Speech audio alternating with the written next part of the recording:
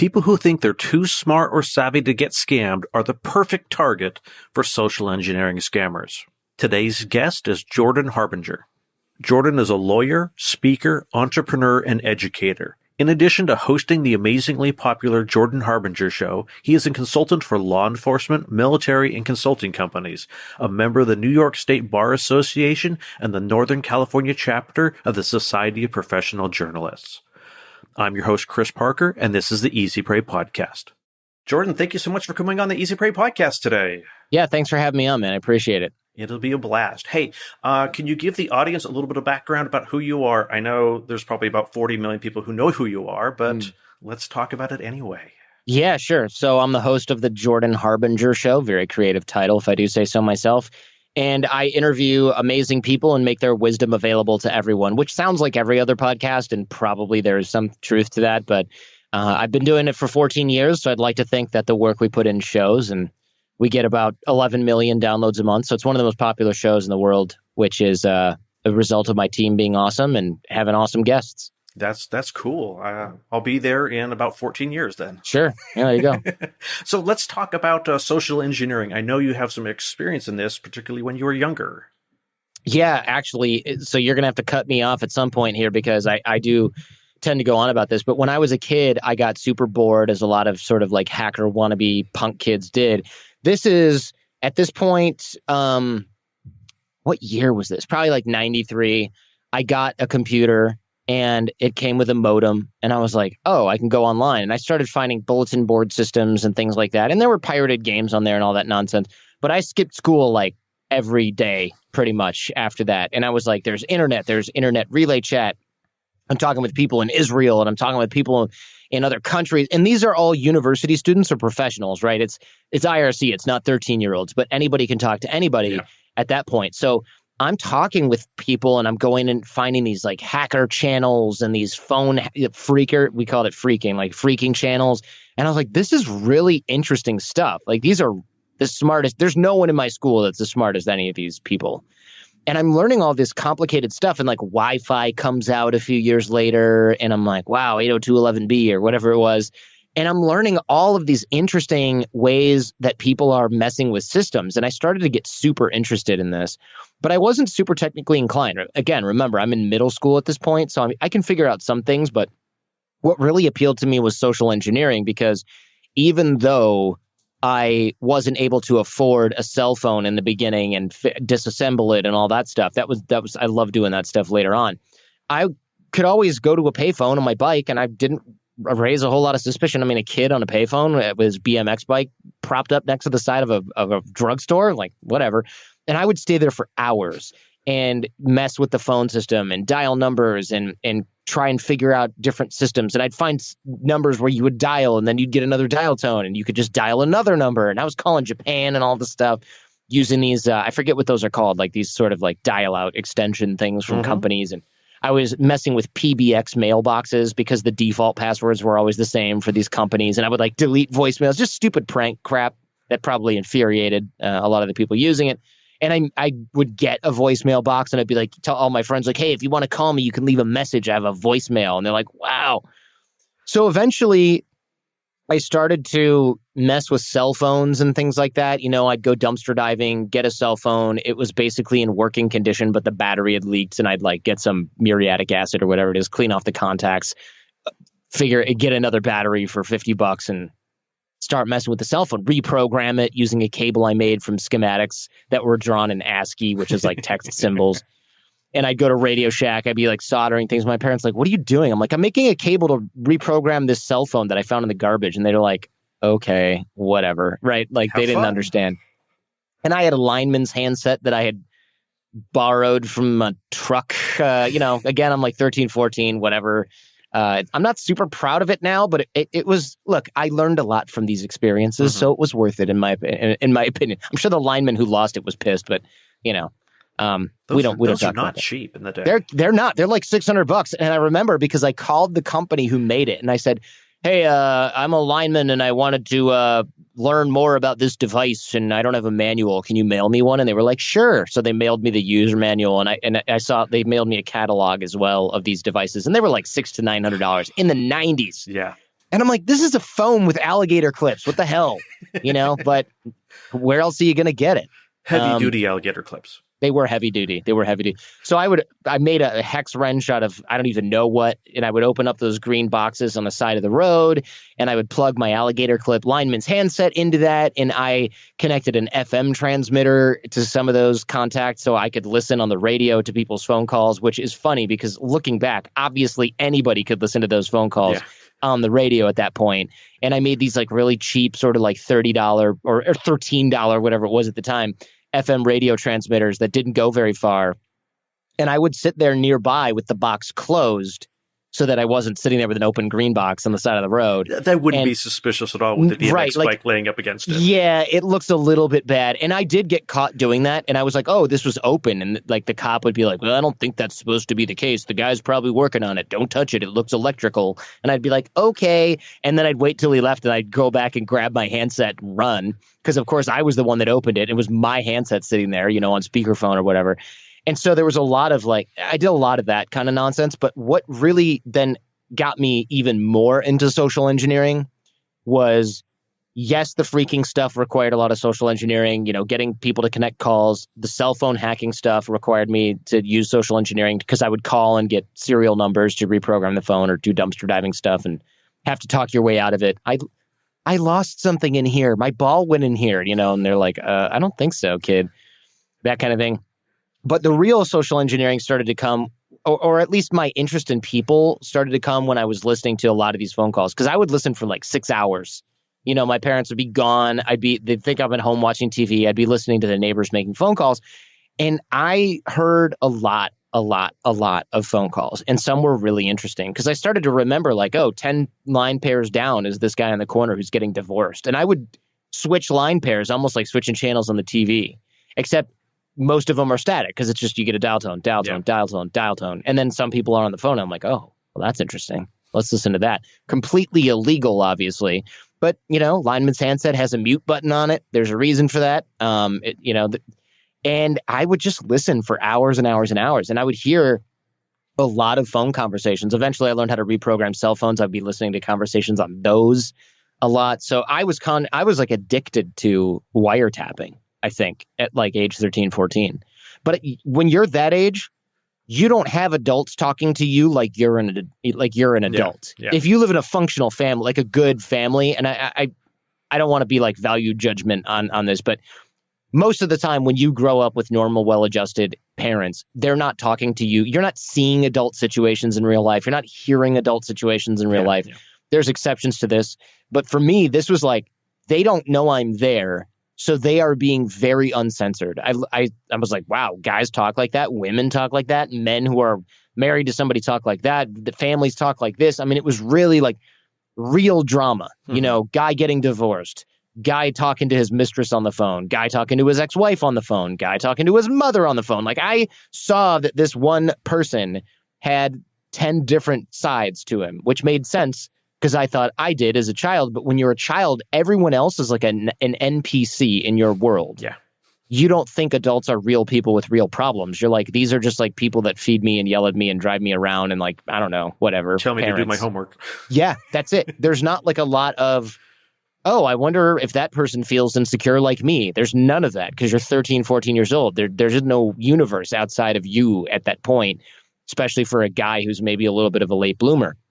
So me seeing that or hearing that firsthand was like a real eye-opener for me. That was a real awakening where I was thinking, oh my gosh, everyone has the same like switches in their brain and behavior and misbehavior and insecurities and problems. And it's just people are way more complicated than I thought. And that was interesting to me because as I saw computer systems as a system and phone systems as a system, I was like, people are a system too. And possibly, and now as an adult, definitely the most complex system that exists is the brain and the human psyche. But still programmable in a sense. Still programmable. And certainly has a lot of bugs, that can be exploited and things like that. So what were some of the what are some of the lessons that you learned from listening in on people? Well, one, that I mean, some of the things I just mentioned, which is like everyone has bugs, everyone has insecurities, everyone has, and everyone has blind spots, I think was one of the major things that was really conscious for me at first or that I was really conscious of at first because this guy who was getting divorced, for example, he would call his buddies. Let's go in order here. He would call his soon-to-be ex or his ex, and he'd be like, yeah, F you, this, that. And I'm like, yikes, this is bitter. Then he would call his mom, and he'd be like crying about that. And I'm like, why are you acting like the victim, man? You just cussed out your baby mama. Like, well, you're the a-hole. She was being nice-ish.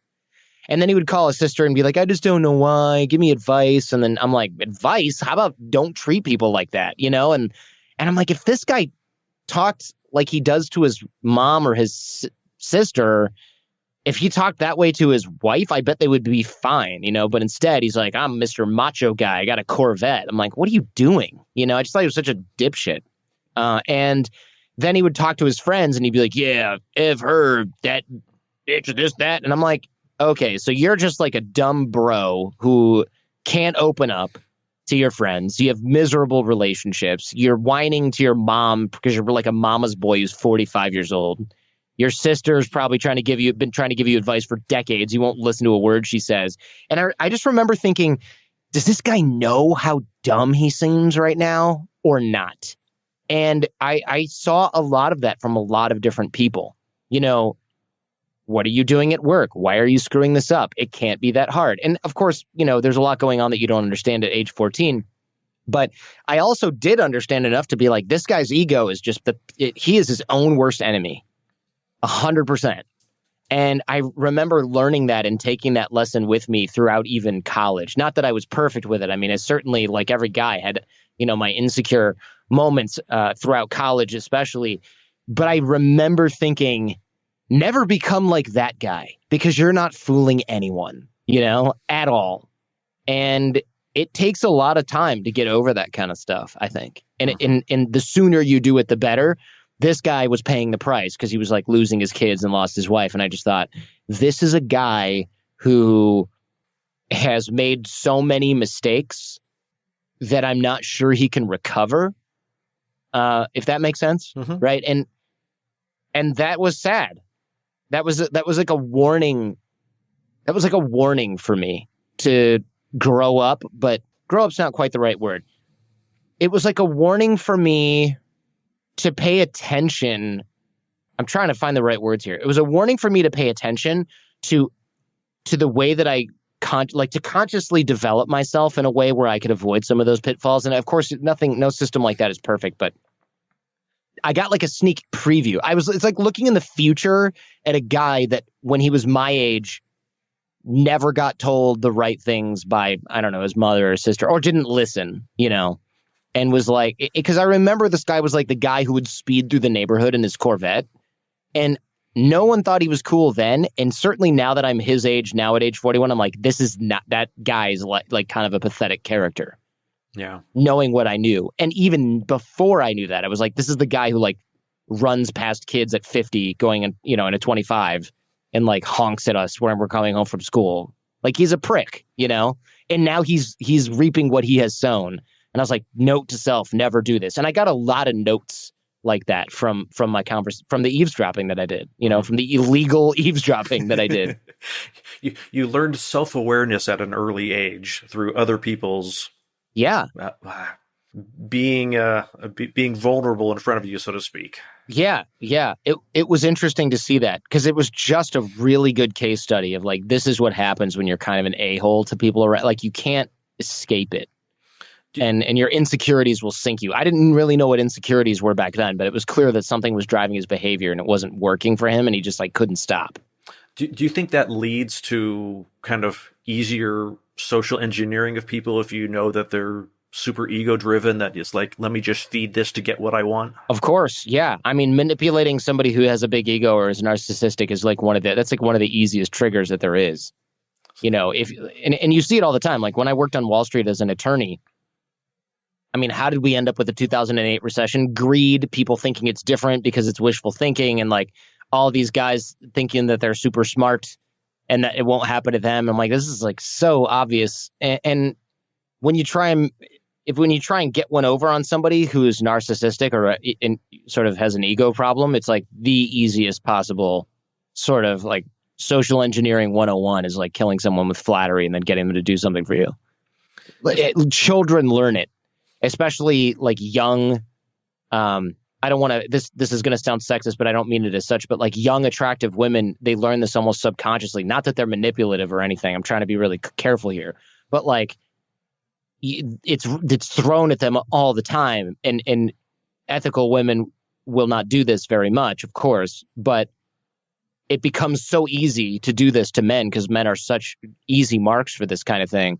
But it's not, and guys can do it too with other men. You can flatter your narcissistic boss to no end. But I see it in younger children, mostly when it comes to younger, like sort of dating scenarios, I guess you would say, like, teenagers. It's like the most obvious thing. Getting a teenage boy to do something is probably the easiest way to do that is just kill him with flattery. It's like so simple. It's scary. It doesn't take much social engineering to manipulate teenage boys. No. We are very manipulatable. Yes, and manipulable, and so you see that in a lot of like teenage, well, men and women, but like I notice it more because I was the man who was witnessing this, or the young man who was witnessing this in high school, and I was like, she's just playing you, right? Like, come on, dude. It was really obvious. I'm sure it goes the other way. I just hadn't, that wasn't my focus at that point. And then looking at it, when I started to teach like dating skills and stuff like that, as I got older, I was like, oh my gosh, this is the crux of this whole thing is like insecurity and ego. So yeah, the easiest marks are the people that, what's that show? The Real Hustle. You remember that show? It was a British show where they would like con people. And it was the guy's name is R. Paul Wilson. I am vaguely familiar with it. And they would go and like make bets with people at bars, or they would go and do like these scams and film the whole thing. And the tagline at the end of the show was something like, if you think you'd never fall for any of this, you're just the type of person I want to meet. Oh, that's scary.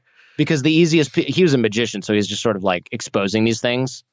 But he was an expert with scams. But that's what con men are thinking, because the easiest people to manipulate are the ones that think they're too smart to get caught up in this stuff. Yeah. And so you have to be really careful. Like the second you think you're too smart to get scammed is when you are most vulnerable to getting scammed, most likely. Yeah. I see that a lot is, when whether it's network security or scams, once you think you're safe, that's when you're really vulnerable. Yeah. We don't need two-factor authentication. My people know not to use a stupid password. They would never give their password to somebody over the phone, that kind of thing. They would never put it on a post-it on their monitor. Yeah, exactly. Like, oh no, nobody who comes in here and sees that is somebody who doesn't have their own account in our system anyway. What about the cleaning staff? Oh yeah, they're here after I leave, right? Like, there's all, it's that kind of thing. And so to your point, you do need sort of systems in place. And I remember a lot of the social engineering stuff that I did, especially as a kid, was so I couldn't believe that it worked. I just thought, what are you kidding me? This is the system. Like, one of the things that I did was I used to like order pizzas to like school, for example. And I would just call, and I eventually got in trouble for this, obviously. Well, I should say I confessed to doing this because it was becoming a major problem at the school.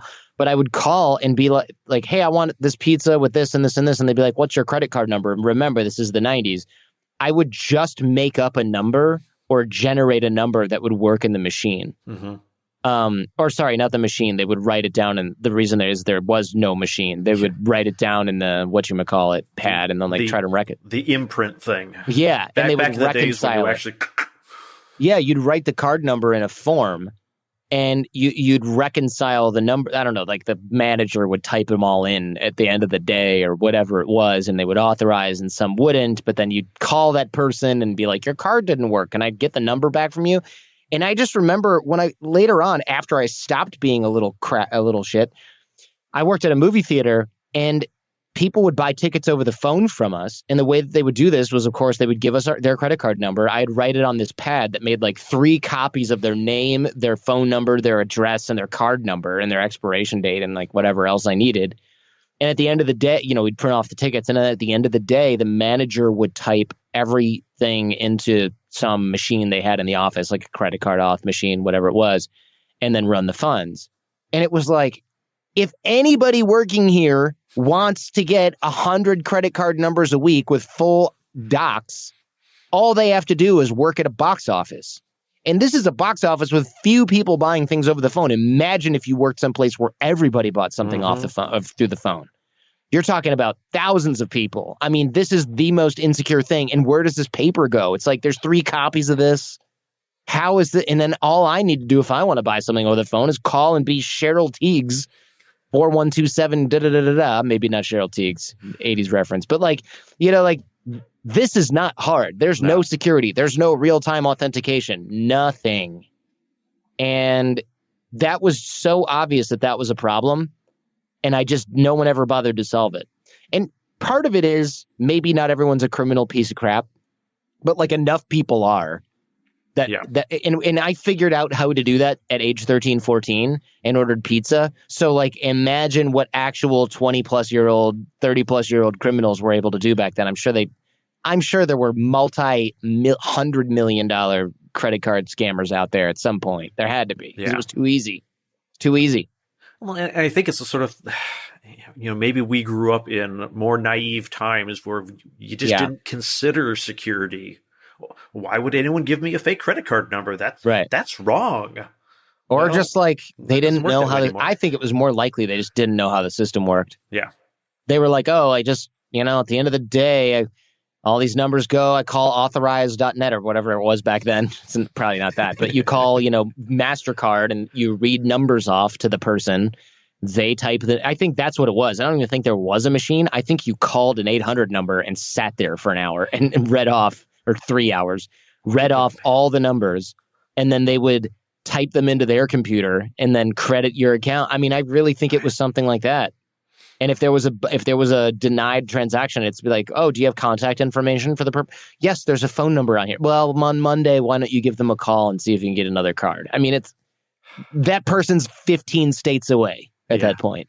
To me, it just baffles me that like I look back at it and like, yeah, that was the way it was. Like, how could we have ever been so naive about that? Yeah. Yeah, it's shocking. I mean, I was a punk. I was 13, 14. So to me, there were like no real consequences. Who cares if you get a pizza?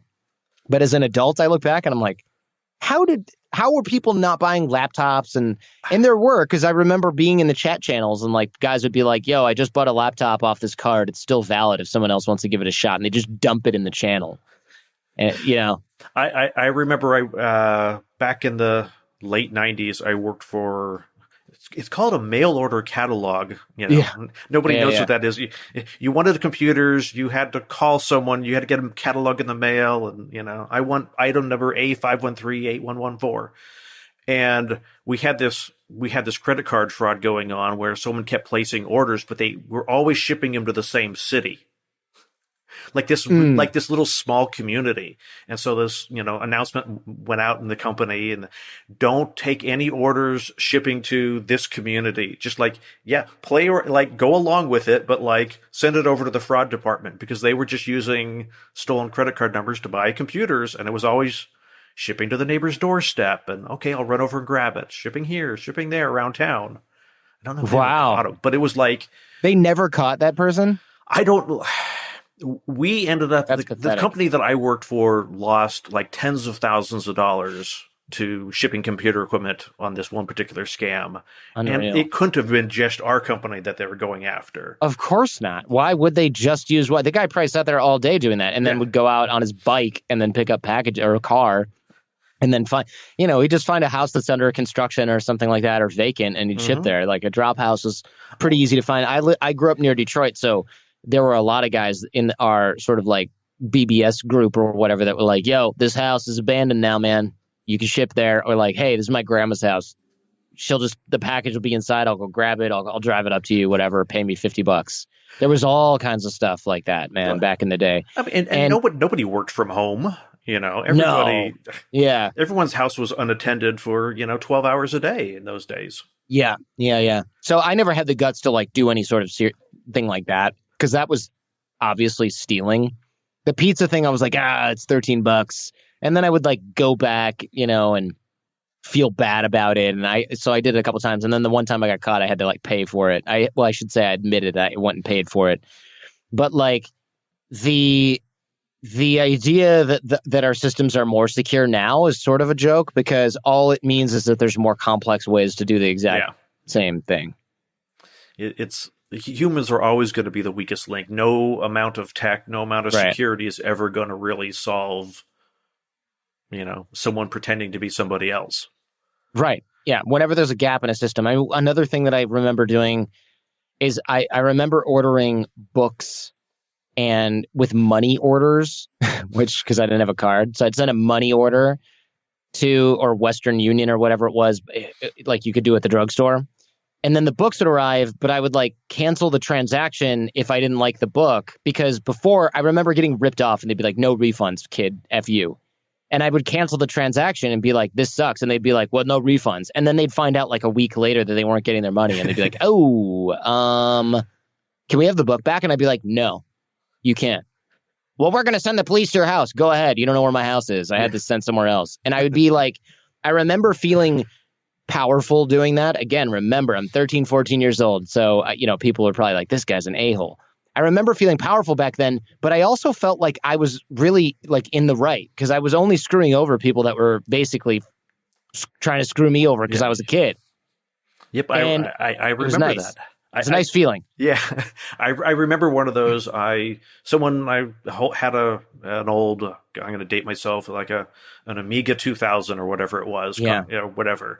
And I had upgraded the computer, and I had the extra memory chip that I was going to sell, and so someone bought it COD, and like, it's defective, it doesn't work. I'm going to send it back to you COD, so you're out the money.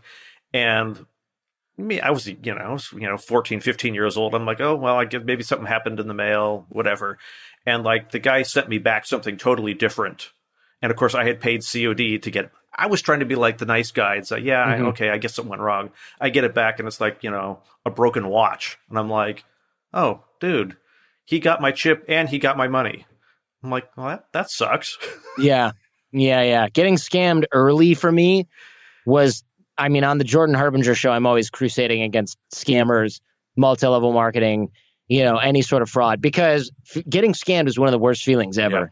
And when I was a kid and getting scammed, it was like one of the, you remember like the first time somebody like steals from you as a kid or scams you, you're like, oh my gosh, there are bad people out there that have no scruples, which is ironic because I was also like doing kind of the same thing, but doing it to companies is far different than like screwing over. Nameless, especially when you're 14. You're like, who cares if the drugstore lost $13 or the pizza place lost $13? Now I'm like, that's a small business owner. That was a terrible thing to do. But when you're a kid and someone screws you out of $30, you're like, that was all of my Christmas money. Yeah. You POS. I am going to destroy you. And so I would like get a vendetta against, some of these places, and I would order like, $300 worth of books with a money order and then like not pay them, and cancel it, get my money back and be like, these are my books now, biatch. I was really it was like Robin Hood without giving anything that anybody, it was like what do you call it? Like, it was like Robin Hood-ish, but nobody got anything as a result. The books just sat in my damn garage, but I was like, I stung the scammer. Felt so good. Oh, that is hilarious. I know we are wrapping up on time here, and you've got, I want to be appreciative of your time. Any parting wisdom of what people should watch out for in terms of being targeted for social engineering? This is tough. Social engineering scams are really more advanced these days. Something that happened to my dad was like the printer wasn't working. He Googled HP printer support. They had a phone number. It was a fake scam site that Google just, can't police it or wouldn't police it. Called them. They had him install something. My dad's not a dumb guy. He's not senile, but he didn't know what was going on. He thought he was talking to Hewlett Packard. So you when people call you and ask you for anything, always call them back. Always call them back on a number that you don't get from them. Yeah. If you can, and if you do get a number from them, Google it and make sure it's the real number that's on the company website, Amex. Not like, don't call this number, scams.com. There's a lot of that. You'll find out if they're using that number to scam people. If they're, it's hard to give advice because the people that are listening to podcasts like this are like, yeah, I'm not going to pay my fake IRS bill in iTunes gift cards, or the FBI is going to deport my mom to China. Like they know. So unfortunately, social engineering really is like effective mostly on the people that aren't paying attention to it. So I don't think I have great advice for people that are listening to a show like Easy Prey. Right. The advice is for somebody who goes, it's the people who think they're too smart to fall for a scam. Like my dad was like, I'm not going to get scammed. I'm a savvy guy. Okay, well, here you are. So, I mean, the advice is always just standard. Make sure you're using a password generator. Save your passwords in something like 1Password. Don't reuse the same password. I mean, this is just boring stuff that is effective because the sexy stuff either doesn't exist or doesn't matter if your password is your cat's name and then the number 1 at the end.